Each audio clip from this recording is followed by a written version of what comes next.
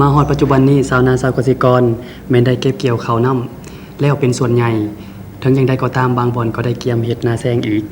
แม่นแล้วบางบ่อนที่บ่มีเงินขายเฮ็ดนาแซงก็มีการปลูกพืชหรือเลี้ยงสัตว์ประเภทต่างๆซึ่งนอกจากจะเป็นการเสริมสร้างเศรษฐกิจครอบครัวแล้วแม่นยังเป็นการผลิตเพื่อเป็นสินค้าตามแนวทางนโยบายของภาครัฐอีกเจ้าการปลูกพืชผักในปัจจุบันนี้นอกจากปลูกให้มีปริมาณหลายแล้วยังเน้นให้มีคุณภาพอีกเช่นว่า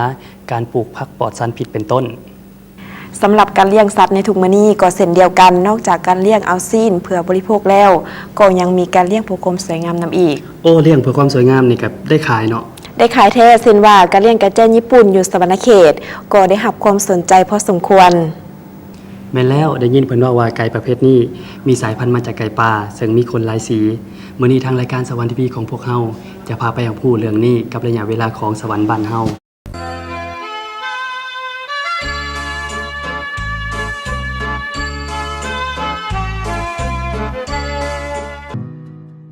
ไก่แจ้เป็นไก่พื้นเมืองที่มีการสืบทอดสายพันธุ์มาจากไก่ป่าเช่นเดียวกันกับไก่ประเภทอื่นๆซึ่งจะเห็นได้ว่าในประเทศลาวก็พบเห็นไก่แจ้มาตั้งแต่สมัยโบราณแล้วซึ่งนับว่าเป็นไก่พื้นเมืองของประเทศลาวสายพันธุ์หนึ่งในนี้ไก่แจ้ซึ่งมีชาวญี่ปุ่นเป็นผู้นำไปปรับปรุงสายพันธุ์ไก่แจ้ขึ้นโดยมีการพัฒนารูปทรงและสีสันที่สวยงามดังนั้นเพื่อเป็นการให้เกียรติในหัวคิดประดิษฐ์สร้างของเขาเจ้าจึงเอิ้นว่าไก่แจ้ญี่ปุ่น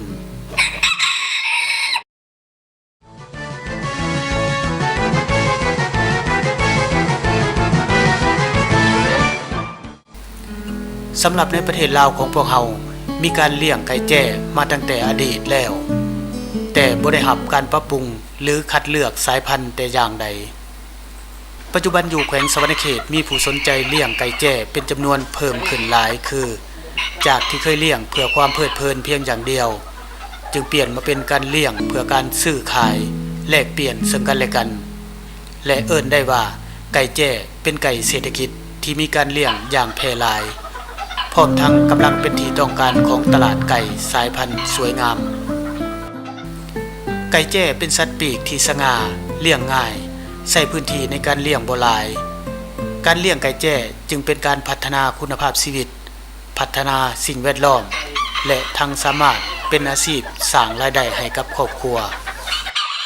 ไก่แจ้ที่นิยมเลี้ยงมีทั้งไก่แจ้สายพันธุ์ต่างประเทศและไก่แจ้ลาวซึ่งสีที่นิยมเลี้ยงได้แก่สีขาวสีดำสีขาวหางดำสีทอง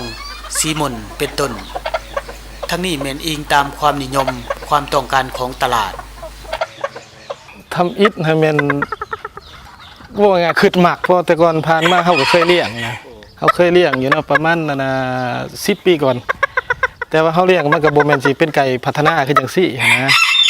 นอกจากนั้นก็เบิ่งตามสารคดีบ่เบิ่งนำวิดีโอบ่เบิ่งนำอะไรบ่ขึ้นหมักเลยกลับคืนมาเลี้ยงอีกจักบาทนึงก็เดี๋ยวนี้ก็ประมาณอยู่10กว่า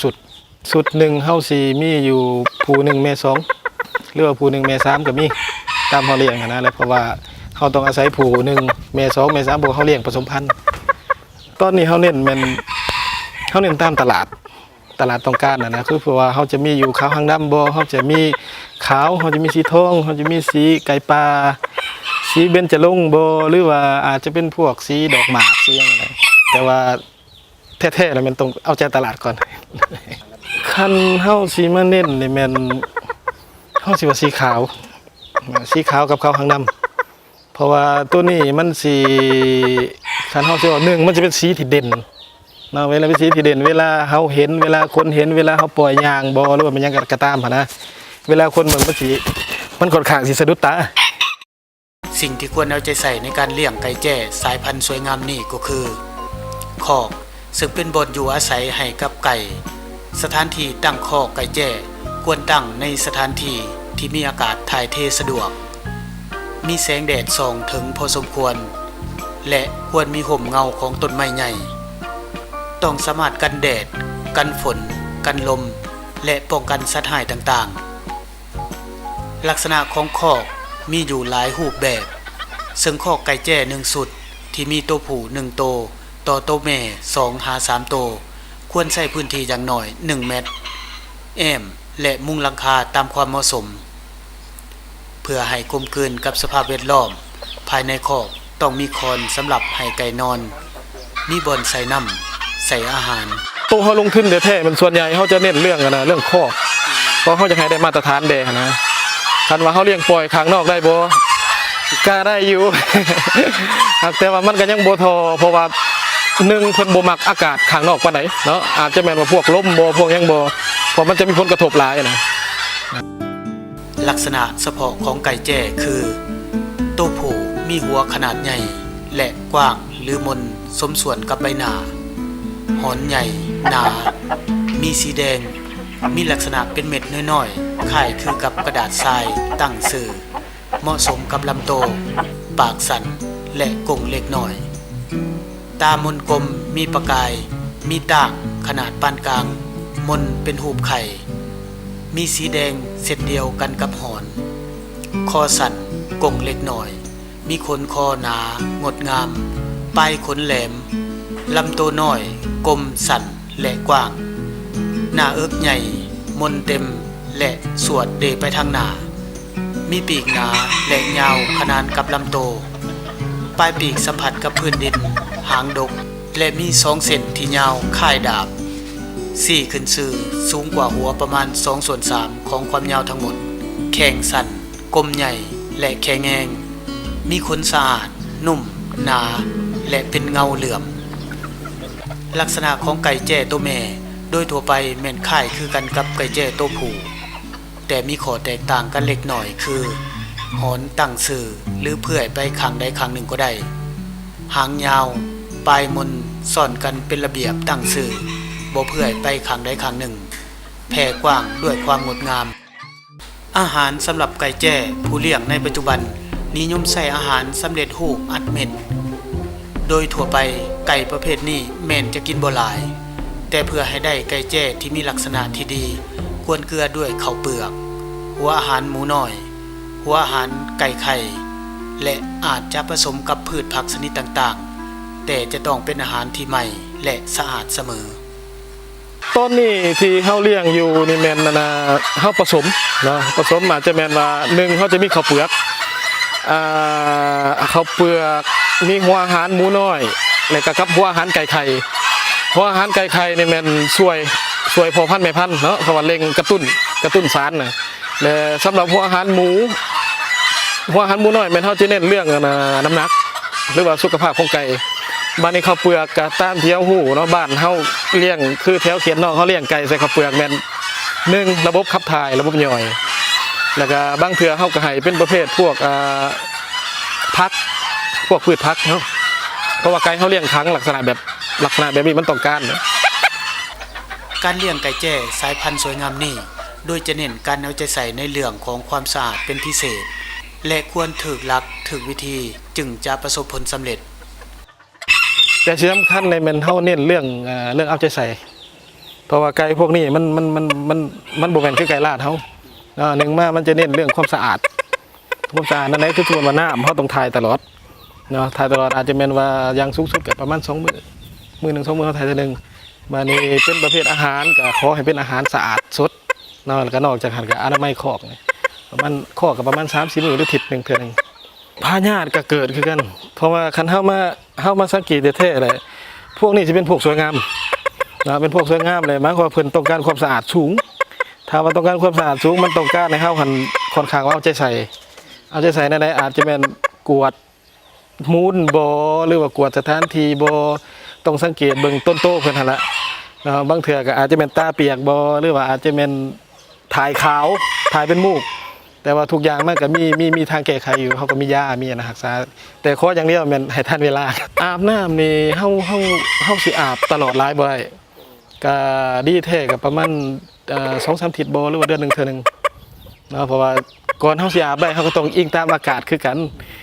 ลังเทื่อว่ามื้อใดแดดออกลมบ่มีเฮาจังสิอาบน้ำได้นะก็คันสำหรับผู้ใจมักก็บ่ถือว่ายากแล้ว แม่นคันสมมุติว่าใจบ่มักแน่หรือว่าบ่มีเวลาแน่ก็บ่ค่อยประสบผลสำเร็จแน่เพราะว่ามันต้องการเอาใจใส่การซื้อขายไก่แจ้นี่ผู้ขาย จะเป็นผู้กำหนดราคาซึ่งขึ้นอยู่กับความสวยงามของลักษณะรูปทรงสีขนความงามความสง่าซึ่งจะแยกอยู่ในหลายประเภทนับตั้งแต่ระดับธรรมดาจนฮอดระดับประกวดถ้าอยู่ในระดับไก่ประกวดและเป็นที่นิยมของตลาดก็ยิ่งมีราคาสูงก็ส่วนใหญ่ที่เฮาเฮ็ดอยู่เดี๋ยวนี้แม่นหนึ่งมาละจากคนรู้จักแน่อันที่สองมาก็แม่นจากเขาห้องโลกออนไลน์เนาะ Facebook ไปจังซั่นแหละ ก็คอยโฆษณาลงเฮามีตัวใดเฮาพอแบ่งได้เฮาก็โฆษณาลงแต่ว่าเฮาขายตามความจริง เกรดเฮาก็ว่าเกรดราคาแล้วแต่คนงามหมายความว่าไก่เฮาจะแยกอยู่หลายประเภทเนาะตัวอย่างสิว่าเกรดธรรมดาบ่เกรดพอไส้บ่หรือว่าเกรดสวยงามบ่หรือว่าอาจจะเป็นเกรดประกวดแต่ว่าคันเฮาอยากได้เกรดประกวดแท้เฮาต้องใช้เวลาโดนอันใดต้องคัดผ่านลูกหลายซอหลายเส้นเนาะนอกจากเฮาก็มาเบิ่งว่าตำหนิของไก่เฮามีหยังแดถ้าว่าไก่บ่มีตำหนิเฮาจังสิถึงขั้นระดับประกวดได้หากแต่ว่าทุกเทื่อมันต้องมีบ่น้อยการเป็นหลาย เพราะว่าเฮาก็ยังมือใหม่อยู่คือเดี๋ยวนี้เฮาก็เริ่มเลี้ยงมาได้ประมาณ8เดือนเนาะ7เดือน8เดือนก็สำหรับว่าการตอบรับดีบ่ก็พอไปพอมาอยู่แต่ว่าถ้าว่าเฮามีโอกาสไปเมื่อหน้าเนาะแบบว่าลักษณะความที่เฮาต้องการหลายเฮาก็สิเพิ่มขึ้นเฮาก็สิเพิ่มขึ้นอยู่แต่ว่าเฮาจะเริ่มจากจุดใดๆสีใดๆยังบ่ทันได้ว่า ผู้ที่จะเลี้ยงไก่สายพันธุ์นี้ต้องมีความหมักและสนใจในการเลี้ยงมีความซอกหูและมีความหูจริงเกี่ยวกับลักษณะของพันธุ์ไก่แจ้ที่จริงหันแม่นนะหนึ่งทาว่าเฮามีการสังเกตเบิ่งมีความเข้าใจเนาะแล้วก็มีความเมตดูในต้นโตเขาว่าเขาต้องการแบบใดแล้วสีที่เฮามักและที่จริงหันอยากให้มีการประกวดไปเมื่อหน้าคืออยู่ประเทศเพื่อนบ้านเขาเจ้าจัดมาแล้วนะจัดการประกวดจัดหยังขึ้นมาก็บ่แม่นดอกว่าสิได้เงินหลายแต่แท้บ่จังซี่บ่อันนี้แม่นลักษณะพอคลายเครียดไก่แจ้ถึงแม้นว่าเป็นไก่ตัวน้อยเตี้ยมีแข้งขาสั้นแต่มีสัดส่วนและองค์ประกอบของร่างกายที่สมดุลมีทั้งความสง่าและท่วงท่าทีเบิ่งแล้วเป็นตาหักตาแพงในตัวมันเองจึงส่งผลให้หลายๆคนอดใจบ่ได้ที่จะต้องซอกหาไก่แจ้มาเลี้ยงโดยการขอจากพรรคพวกเพื่อนฝูงที่คุ้นเคยหรืออาจยอมจกเงินในถุงออกมาซื้อซึ่งเป็นสิ่งสะท้อนให้เห็นถึงการที่ก่อให้เกิดมูลค่าเพิ่มของตัวไก่แจ้หรืออาจเว้าได้ว่าไก่แจ้มีรูปโสมเป็นศัพท์ก็ย่อมบ่ผิด